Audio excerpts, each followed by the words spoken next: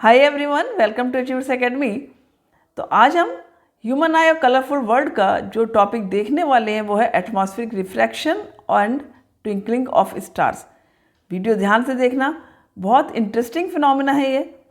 तो देखते हैं, वीडियो शुरू करते हैं। तो अब बात करेंगे हम एटमॉस्फेरिक रिफ्रैक्शन की। आज की वीडियो में हमने पिछले वीडियो में अपना देखा था कि किस तरह से जो रिफ्रैक्शन होता है थ्रू प्रिज्म या डिस्पर्जन थ्रू प्रिज्म होता है। तो रिफ्रैक्शन तो हमें पता है कि रिफ्रैक्शन किस तरह से होता है। यदि हम देखें तो कोई भी मीडियम रेयर या डेंसर होता है तो लाइट रे बैंड कर जाती है depending on the mediums density, कि मीडियम की कितनी डेंसिटी है। अब सपोज़ ये एक रेयर मीडियम है और ये एक डेंसर मीडियम है। तो रेयर मीडियम से जब भी रे आएगी डेंसर मीडियम में तो वो टुवर्ड्स द नॉर्मल मूव करती है, हमें पता है। ठीक है, तो कुछ ये फिनोमिना है आपका कि टुवर्ड्स नॉर्मल बैंड करती है, यही सेम फिनोमिना होता है आपका जब आप बात करते हैं एटमॉस्फेयर की। एटमॉस्फेयर में भी रिफ्रैक्शन होता है। अब कैसे होता है रिफ्रैक्शन, बहुत ही इंटरेस्टिंग है। देखो एटमॉस्फेयर में क्या होता है, बहुत सारे तरह की गैसेस होती हैं, मॉलिक्यूल्स होते हैं, वाटर ड्रॉपलेट्स होती हैं, पार्टिकल्स होते हैं, स्मोक पार्टिकल्स होंगे, डस्ट होगा। तो उन सब की वजह से क्या होगा कि मीडियम कहीं पर रेयर हो जाएगा एटमॉस्फेयर का और कहीं पर कैसा हो जाएगा, डेंसर हो जाएगा। दूसरा जो एयर होती है वो भी कहीं पर कूल एयर होगी, कहीं पर हॉट एयर होगी। मीन्स टेम्परेचर भी डिसाइड करेगा कि मीडियम रेयर है या डेंसर है। यदि कूल एयर होगी तो वहाँ डेंसिटी ज़्यादा होगी, ठीक है ना, और डेंसिटी ज़्यादा होगी तो मीडियम डेंसर हो जाएगा। जहाँ पर हॉट एयर होगी वहाँ पर डेंसिटी कम होगी। हमेशा याद रखो ये, आपको पता है जो हॉट एयर होती है वो कहाँ होती है, वो ऊपर होती है, जो कूल एयर होती है वो नीचे होती है। तो यानी उसकी डेंसिटी ज़्यादा है, हॉट एयर की डेंसिटी कम है, मीन्स टेम्परेचर ज़्यादा हुआ, मीडियम रेयर हो गया। तो इस तरह से क्या होगा कि मीडियम में बहुत सारे वेरिएशन होंगे, जिसकी वजह से हम देखेंगे कि एटमॉस्फेयर में भी रिफ्रैक्शन प्रोसेस होता है, रिफ्रैक्शन का फिनोमेना होता है। अब देखो ये एक स्टार है, सपोज स्टार से लाइट रे आ रही है, दिस इज़ अ लाइट रे, ठीक है ना। ये कहाँ आ रही है, अर्थ के एटमॉस्फेयर में इंट्रैक्शन एंटर कर रही है। और ये हमारा क्या हो गया, ये पूरा हो गया हमारा स्पेस और वैक्यूम। अब देख रहे हो यहाँ पर ये वैक्यूम में क्या है, कोई बैंडिंग नहीं है लाइट रे की। क्यों? क्योंकि वैक्यूम में कोई पार्टिकल नहीं है। पार्टिकल नहीं है तो फिर वहाँ पर कोई रिफ्रैक्शन नहीं होगा और रे हमेशा सीधी आएगी। जितना स्पेस वाला एरिया होगा, वैक्यूम एरिया होगा, वहाँ पर लाइट रे कभी बैंड नहीं होगी। कहाँ बैंडिंग हुई है, देखो ये जैसे अर्थ एटमॉस्फेयर है, एटमॉस्फेयर में जैसे ही लाइट रे ने एंटर किया तो यहाँ पर देखो ये बैंडिंग हो गई। ये बैंडिंग क्या दिखा रही है कि यस यहाँ पर रिफ्रैक्शन प्रोसेस हुई है। अब ये रिफ्रैक्शन प्रोसेस भी ऐसा नहीं कि यहाँ पर बैंडिंग होके फिर रे सीधी जा रही है, यहाँ भी टर्न हुई, यहाँ पर फिर एक टर्न हुआ, यहाँ पर फिर एक टर्न हुआ। तो इस तरह से जो जहाँ जहाँ टर्न हो रही है, बैंड हो रही है, मीन्स यहाँ पर रिफ्रैक्शन हो रहा है या बैंडिंग हो रही है रे की। और ये बैंडिंग डिपेंड करती है कि मीडियम कितना रेयर है, कितना डेंसर है। जब रेयर मीडियम होगा तो रे हमेशा मूव करेगी टुवर्ड्स नॉर्मल। आपको पता है जब मीडियम रेयर से डेंसर में जाएगी, रेयर से जब डेंसर में जाएगी तो टुवर्ड्स नॉर्मल मूव करेगी रे, और जब डेंसर से रेयर में जाएगी तो अवे फ्रॉम नॉर्मल मूव करती है। तो आपको ध्यान होगा,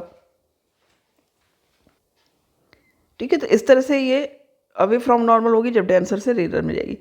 तो ये सारा इसमें एटमॉस्फेयर में बहुत ही वेरीड आपका रहता है एटमॉस्फेयर। क्योंकि देखो जैसे सपोज़ जो सबसे ज़्यादा मात्रा में हमारे गैस है एटमॉस्फेयर में, दैट इज़ नाइट्रोजन। उसके बाद है ऑक्सीजन, उसके अलावा हमारे एटमॉस्फेयर में कार्बन डाइऑक्साइड, सल्फर डाइऑक्साइड, ये सारी गैसेस भी होती हैं। साथ ही स्मोक पार्टिकल्स होंगे, डस्ट पार्टिकल्स होंगे, मीन्स जितना भी ऑब्स्टिकल्स होंगे वहाँ वहाँ रिफ्रैक्शन होगा। आपको पता है वहाँ पर रे हमेशा डेविएट कर जाएगी। अब कभी सपोज ये रेस सारी गैसेस पास में आ गई तो मीडियम डेंस जाएगा, कभी ये इधर आ गई, इधर आ गई, दूर दूर हो गई गैसेस, तो क्या होगा, मीडियम रेयर हो जाएगा। तो इस तरह से क्या होगा, ये बैंडिंग होती है रे की हमारे एटमॉस्फेयर में। जब भी रे आती है तो वो बैंड हो करके तब हमको ऑब्जर्वर की आई तक आती है। मीन्स हमको कभी भी जो स्टार की पोजीशन होगी या जो सन सेलेस्टियल बॉडीज़ आप कह सकते हैं उनकी पोजीशंस होती है, वो कभी हमको उस एक्चुअल जगह पर नहीं दिखती जहाँ पर एक्चुअली होते हैं। स्टार हमेशा हमको कहीं पर जो एक्चुअल पोजीशन उसके आसपास दिखेगा, ठीक है। देखते हैं कैसा होता है। अब देखो ये जैसे रिफ्रैक्शन ऑफ लाइट हम यहाँ पर स्टार के केस में देख रहे हैं। ये बच्चा है और ये स्टार को ऑब्जर्व कर रहा है। अब जब ये अपने आईज से स्टार को देख रहा है तो ये स्टार की लाइट आप देख रहे हो किस पाथ से होकर जा रही है।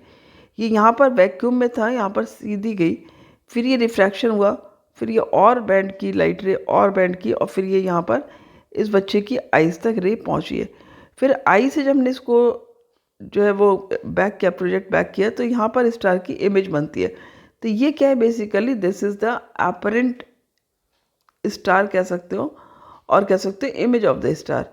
ये क्या है, ये एक्चुअल स्टार पोजीशन है, ठीक है ना। ये इस अपरेंट स्टार पोजीशन है और this is the actual position of the star, ठीक है। तो इस तरह से क्या होगा कि हमें हमेशा क्या होगा, अपरेंट पोजीशन पर स्टार दिखता है, ना कि एक्चुअल पोजीशन पर, क्योंकि एक्चुअल पोजीशन से लाइट रे हमारे आइज़ में जब जाती हैं तो उससे जब हम उसको एक स्ट्रेट प्रोजेक्ट बैक करेंगे तो हमको उसकी इमेज दिखाई देती है, जिसको हम समझते हैं कि ये एक्चुअल स्टार है। तो ये क्यों होता है, हमें क्यों नहीं एक्चुअल पोजीशन पे स्टार दिखता है, क्यों नहीं एक्चुअल स्टार दिखता है, क्यों अपरेंट पोजीशन दिख रही है, क्यों अपरेंट स्टार दिख रहा है। याद रखो हमेशा, क्योंकि हमेशा जो हमें लाइट हमारी आइज़ तक पहुंच रही है वो रिफ्रैक्शन होकर के पहुंच रही है, बहुत तरह से बैंड होकर पहुंचती है, और फिर जब हम उसको सीधा पीछे भेजते हैं तो उसकी इमेज दूसरी जगह बनती है। क्लियर। कभी भी उस जगह पर इमेज नहीं बनेगी जहाँ पर से एक्चुअल पोजीशन, या हमें कभी इमेज जो ऑब्जेक्ट है स्टार सपोज, हमको कभी भी उस एक्चुअल पोजीशन पर नहीं दिखता है। आई बात समझ में, क्लियर हुआ। तो ये बहुत अच्छे समझ लो। अब हमें स्टार की पोजीशन याद, अब कोई ज़रूरी नहीं कि ये यहीं पर दिखेगी, ये पोजीशन हमें यहाँ भी दिख सकती है, यहाँ भी दिख सकती है, कहीं भी दिख सकती है। डिपेंड करता है कि किस तरह से रेज का रिफ्रैक्शन हुआ है और किस तरह से हमारी रे पीछे प्रोजेक्ट बैक होती है, तो हमें कहाँ पर उसकी इमेज बनती है, इस पर डिपेंड करता है। तो कभी भी ये ज़रूरी नहीं कि हमने यहाँ पर बता दिया यहीं पर इमेज बन रही है, ये इमेज पोजीशन यहाँ भी हो सकती है, इमेज पोजीशन यहाँ भी हो सकती है, कहीं भी थोड़ा बहुत ऊपर नीचे हो सकती है। क्लियर। अब क्वेश्चन है कि Y do stars twinkle, stars twinkle क्यों करते हैं। तो सबसे पहले तो समझ लो ट्विंकलिंग का मतलब क्या होता है। ट्विंकलिंग मतलब होता है कि देखो कोई भी जैसे चीज़ है, पहले आपको ब्राइट दिख रही है, फिर डिम, ब्राइट डिम, तो कुछ एक मतलब फ्लिकरिंग टाइप का जो एक इम्प्रेशन होता है, दैट इज़ कॉल्ड, या फ्लिकरिंग टाइप का इफेक्ट आप कह सकते हो होता है, दैट इज़ कॉल्ड ट्विंकलिंग। तो स्टार्स भी ट्विंकल करते हैं। अब आप देख रहे हो यहाँ पर ये एक थोड़ा सा एग्जाम्पल लेके चलते हैं साथ में। ये स्टार की लाइट आ रही है, लाइट फ्रॉम स्टार आ रही है, और आप देख रहे हो जैसे ही इसने यहाँ तक स्ट्रेट आई, यहाँ तक स्ट्रेट आई है, यहाँ पर ये बैंड कर गई। क्यों, क्योंकि यहाँ पर अर्थ के एटमॉस्फेयर में आई है। फिर ये बैंड करने का भी इसका देखो अलग पैटर्न हो रहा है। यहाँ पर ये इस तरह से जिगजैग फॉर्म, जैसा कि बताया मैंने कि कई बार जिगजैग फॉर्म बनता है, कई बार कर्व लाइन दिखेगी आपको, depending on the molecules in the atmosphere, ठीक है, and depending on the temperature of the atmosphere. कहीं पर हॉट गैसेस होंगी तो वहाँ रेयर मीडियम हो जाएगा, कोल्ड कूल होंगी गैसेस तो वहाँ पर डेंसर मीडियम हो जाएगा, क्योंकि जो टेम्परेचर डाउन होगा तो डेंसर मीडियम, टेम्परेचर हाई हुआ, ठीक है, याद रखना टेम्परेचर हाई है तो क्या होगा, मीडियम कैसा हो जाएगा आपका, रेयर, और टेम्परेचर लो है तो कैसा हो जाएगा आपका मीडियम, एटमॉस्फेयर का डेंसर। क्यों, क्योंकि टेम्परेचर हाई है तो जो डेंसिटी होगी उस केस में डेंसिटी लो हो जाएगी। हमें पता है लो डेंसिटी में जो रेयर मीडियम होता है, और जब टेम्परेचर लो होगा तब डेंसिटी हाई हो जाती है, ठीक है। हमें पता है कि डेंसिटी हाई होने का मतलब है डेंसर मीडियम होगा। तो ये हमारे एटमॉस्फेयर में बहुत ही वेरीड एटमॉस्फेयर होता है। ऐसा नहीं है कि अभी यहाँ पर मैं कहूँ यहाँ पर डेंसिटी हाई है और यहाँ पर लो है, सपोज़ ये यहाँ पर हाई है, यहाँ पर लो है, तो वो ऐसे ही मेंटेन रहने वाला है, नहीं, ऐसा नहीं मेंटेन रहने वाला। होता क्या है कि कुछ कुछ समय बाद ये वेरी करता रहता है, अभी यहाँ पर डेंसर मीडियम, अभी यहाँ पर डेंसर हो जाएगा, ठीक है। तो इस वजह से क्या होता है कि जैसे जैसे रिफ्रैक्शन होकर के आइज़ में पहुँचता है ऑब्जर्वर की, तो क्या होता है, because of the different type of molecules हैं बीच में, तो बहुत सारे ऑप्टिकल्स हैं, बहुत सारे टेम्परेचर का वेरिएशन है, तो उस सब की वजह से जो रिफ्रैक्शन हुआ, और जो स्टार की लाइट है आप देख सकते हो यहाँ पर, ये स्टार की लाइट जो है वो इस तरह से कर्व हो करके तब जा करके इस बच्चे की आइज़ तक पहुँच पा रही है। और फिर यहाँ से जब हम इसको प्रोजेक्ट बैक करते हैं तो इसको स्टार की इमेज यहाँ दिख रही है। ये तो हो गया कि ठीक है, इस रिफ्रैक्शन से आपने देखा। अब ट्विंकलिंग क्यों हो रही है, क्योंकि देखो जब यहाँ पर स्टार की लाइट पूरी आएगी, मीन्स सफिशिएंट अमाउंट में आएगी लाइट, मीन्स स्टार ट्विंकल क्यों करते हैं, जो मैंने आपको बताया कि कई बार स्टार्स क्यों ट्विंकल करते हैं, क्योंकि स्टार आपको कभी ब्राइट दिखेगा, कभी आपको स्टार डिम दिखता है, ठीक है। तो ब्राइट दिखेगा तो आपको स्टार शाइन करता हुआ लगेगा, डिम दिखेगा तो आपको स्टार हल्का लगेगा, आपको लगेगा जैसे स्टार के ऊपर क्लाउड्स आ गए हैं, ये बहुत ही डिम स्टार हो रहा है। तो ये ब्राइट डिम, अभी डिम हुआ है फिर ब्राइट हो सकता है। तो ये जो ब्राइट डिम चलता रहता है, उसकी वजह से क्या होता है, स्टार में ट्विंकलिंग इफेक्ट देखने को मिलता है। ये वैसे ही जैसे आप अपने एक कई बार दीपावली की लाइट्स भी जो आप लगाते हो, कई बार ऐसी आती हैं कि जो कि जलती हैं बुझती हैं, तो वो एक ट्विंकलिंग इफेक्ट देती हैं। ठीक है, तो समझ में आ गया कि ट्विंकलिंग इफेक्ट क्यों होता है। दूसरा कारण क्या है ट्विंकलिंग इफेक्ट का? अच्छा, ब्राइट क्यों दिखेगी, डिम क्यों दिखेगा, इसका भी रीज़न जान लो। क्योंकि स्टार है, अब सपोज स्टार से 3-4 रेज आ रही हैं, ठीक है, एक रे सपोज ये आ गई, ठीक है, एक और रे आई, तो वो कुछ इस तरह से करके होती हुई आई सपोज यहाँ पर। अब ये भी इसकी आइज़ पे पहुँच रही है, एक और रे आई, ये भी पहुँच रही है। तो इस कंडीशन में जब सारी रेज पहुँच रही है तो क्या होगा, स्टार ब्राइट लगेगा, ठीक है। बट इन केस क्या होगा, यदि ऐसा केस हो कि बाकी रेज नहीं पहुँच रही हैं, सपोज़ ये भी एक रे आई यहाँ पर और ये इधर पहुँच गई, ये वाली रे भी आई, ये क्या हुआ, ये भी इधर पहुँच गई, आइज़ में नहीं पहुँची, तो क्या होगा, यहाँ पर जो स्टार की लाइट है वो डिम लगेगी इस बच्चे को, और इसको लगेगा स्टार डिम है। तो इस तरह से क्या होगा, कभी डिम लग रहा है स्टार, कभी ब्राइट लग रहा है, और ऐसा देखने को लगेगा कि जैसे स्टार ट्विंकल कर रहा है, ठीक है। एक तो हो गया अमाउंट ऑफ द लाइट जो स्टार की पहुंच रही है हमारी आइज़ में, वो हमको ट्विंकलिंग इफेक्ट देती है। और होता क्या है, क्योंकि स्टार जो है वो बहुत पॉइंट सोर्सेज होते हैं, ठीक है। अब ये सपोज ये एक स्टार है, इसकी इमेज यहाँ से यहाँ पर रिफ्रैक्शन होकर आया, फिर ये जब बैक हुई तो यहाँ पर इमेज बनी। अब ज़रूरी तो नहीं हर बार ऐसे ही रिफ्रैक्शन होगा, अभी यहाँ पर इमेज बनी है, अभी हो सकता है यहाँ पर इमेज बन जाए, अभी हो सकता है यहाँ पर इमेज बन जाए, या यहाँ पर इमेज बन जाए, डिपेंडिंग ऑन द रिफ्रैक्शन, ठीक है। तो इस तरह से क्या होता है, एक फ्लिकरिंग इफेक्ट भी लगता है। तो ऐसा इसी को जो ब्राइट और डिम दिखता है हमको स्टार कई बार, और उसकी इमेज कभी यहाँ बनेगी कभी यहाँ बनेगी, तो इस वजह से क्या होता है, हम इसको फ्लिकरिंग इफेक्ट भी कहते हैं, ठीक है। तो ये तो आपको समझ में आ गया कि ट्विंकल क्यों करते हैं स्टार। अब यहाँ पर ये समझ लो कि स्टार ट्विंकल करते हैं और हम कहते हैं प्लैनेट्स डू नॉट ट्विंकल, ठीक है। क्वेश्चन क्या है आपका, why do stars twinkle, why not planets twinkle? तो सिंपल सा आंसर है, देखो जो स्टार है ना, वो एक पॉइंट साइज सोर्स है और बहुत दूर हमसे, ठीक है। यदि मैं यहाँ पर आपका यहीं पर दिखाती हूँ, सपोज वैक्यूम स्पेस में ये स्टार हो गया, दिस इज़ अ स्टार, और इन कंपैरिजन टू दिस मैं कहूँ प्लैनेट, ये आपका एक प्लैनेट हो गया, ठीक है, दिस इज़ अ प्लैनेट। तो प्लैनेट क्या होता है, प्लैनेट में बहुत सारे पॉइंट सोर्सेज होते हैं अंदर, और स्टार इटसेल्फ एक पॉइंट सोर्स है। ये प्लैनेट हमसे थोड़ा पास होते हैं, प्लैनेट को यदि मैं कहूँ तो प्लैनेट थोड़ा सा हमसे क्लोज़र होते हैं, और जो स्टार होता है वो बहुत दूर होता है। तो स्टार से जब रे आती है तो उसमें रिफ्रैक्शन होगा, ठीक है ना, और उसकी जैसे मैंने बताया कि कभी ब्राइट दिखेगा स्टार आपको, कभी, क्योंकि depending on the conditions of the atmosphere refraction होता रहेगा, और वेरिड एटमॉस्फेयर की वजह से कभी इमेज यहाँ बनेगी कभी यहाँ बनेगी इमेज, और कभी आपको ब्राइट दिखेगा स्टार, कभी डिम दिखेगा, इस वजह से स्टार ट्विंकल करता हुआ लगता है। लेकिन प्लैनेट में क्या होता है, प्लैनेट में इटसेल्फ बहुत सारे पॉइंट सोर्स होते हैं। तो प्लैनेट की जब लाइट आप तक पहुंचती है तो आपको ऐसा लगता है कि प्लैनेट जो है वो ट्विंकल नहीं कर रहा है। होता क्या है कि उसके अंदर सपोज बहुत सारे पॉइंट सोर्स हैं, तो एक सोर्स से आपको पूरी लाइट मिली सपोज, ठीक है, एक सोर्स से आपको पूरी लाइट मिली, और फिर उससे कम लाइट मिली लेकिन दूसरे से पूरी मिल गई, तो आपको कहीं ना कहीं पूरी लाइट मिल रही है। तो उससे क्या होगा कि आपको वो जो इफेक्ट है, ट्विंकलिंग इफेक्ट है, वो वहीं अंदर प्लैनेट के अंदर जो है वो न्यूलीफाई हो जाता है, आपको देखने को नहीं मिलता है, जो कि स्टार में देखने को मिलता है, क्योंकि प्लैनेट पास हैं, बड़े हैं, स्टार जो है बिल्कुल पॉइंट साइज सोर्स होते हैं। तो इस वजह से क्या होता है, स्टार्स जो होते हैं वो ट्विंकल करते हैं, प्लैनेट्स ट्विंकल नहीं करते हैं। तो सिंपल से समझ में आ गया आपको कि स्टार ट्विंकल क्यों करते हैं, प्लैनेट्स क्यों नहीं ट्विंकल करते हैं। स्टार पॉइंट साइज सोर्स है और बहुत दूर है, प्लैनेट्स जो है वो क्लोजर टू अर्थ है, पास में है, साथ ही बहुत सारे पॉइंट सोर्सेज का कलेक्शन है।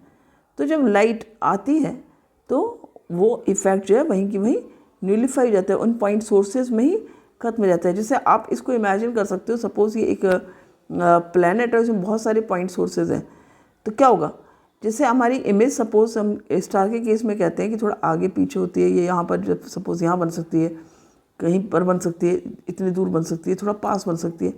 पर वही केस यदि हम इन पॉइंट सोर्सेज को देखें तो एक से दूसरा, दूसरे से तीसरा, इस तरह से क्या होगा, इस इफेक्ट को न्यूलीफाई कर देते हैं। इसी तरह से अमाउंट ऑफ लाइट का है, सपोज एक पॉइंट सोर्स से आँख में आपके या आपके आइज ने रिसीव की, ऑब्जर्वर ने रिसीव किया लाइट, तो पूरी लाइट सपोज आई। अब यदि उससे पूरी लाइट नहीं आ रही तो दूसरे पॉइंट सोर्स से पूरी लाइट आ सकती है। तो इस तरह से क्या होगा, आपको ब्राइट और डिम का इफेक्ट भी यहाँ पर नहीं देखने को मिलता है। तो इसलिए हमें प्लैनेट्स जो है वो ट्विंकल करते हुए नहीं दिखते हैं। क्लियर हो गया? Very good. अब एक चीज़ ये भी समझ लो कि जो स्टार्स ट्विंकल करते हैं तो वो डिस्टेंस भी मैटर करती है कि कितनी डिस्टेंस पर स्टार है। यदि सर के ऊपर हमारे कहते हैं ना ओवरहेड, तो मीन सपोज ये आपका एटमॉस्फेयर है और एटमॉस्फेयर के जस्ट ऊपर है, तो यहाँ पर ट्विंकलिंग इफेक्ट कम देखने को मिलेगा इंस्टेड यदि स्टार हॉराइजन के पास है। क्यों? देखो ये लॉन्ग डिस्टेंसेस यहाँ पर कवर कर रही हैं। लॉन्ग डिस्टेंसेस कवर करनी है मीन्स लॉन्ग रूट उसको कवर करना है, और लॉन्ग रूट जितना कवर करना होगा उतना रिफ्रैक्शन होगा। आप ये देख रहे हो, ये जिगजैग लाइन जो है ये शो हो रही है कि कितना लंबा इसको रूट तय करना पड़ रहा है, पाथ ट्रैवल करना पड़ रहा है, जबकि ये स्टार जो है जो ओवरहेड है इसको इतना छोटा सा पाथ ट्रैवल करना पड़ रहा है। तो कम ट्रैवल करना पड़ेगा मीन्स कम बैंडिंग होगी, कम बैंडिंग होगी तो ट्विंकलिंग इफेक्ट भी कम होगा, और यहाँ पर ट्विंकलिंग इफेक्ट ज़्यादा होगा। तो डिस्टेंस से भी जो स्टार आप देखोगे दूर होंगे स्काई में वो आपको ज़्यादा ट्विंकल करते हुए दिखेंगे, और जो पास होंगे वो कम ट्विंकल करते हुए दिखेंगे। क्लियर? गुड। अब एक और चीज़ है, ये भी बहुत इंपॉर्टेंट क्वेश्चन है आपके में, कि आप एडवांस सनराइज देखते हो, एडवांस सनराइज और delayed sunset. Advance sunrise and delayed sunset हम क्यों देखते हैं, या हमें क्यों दिखता है?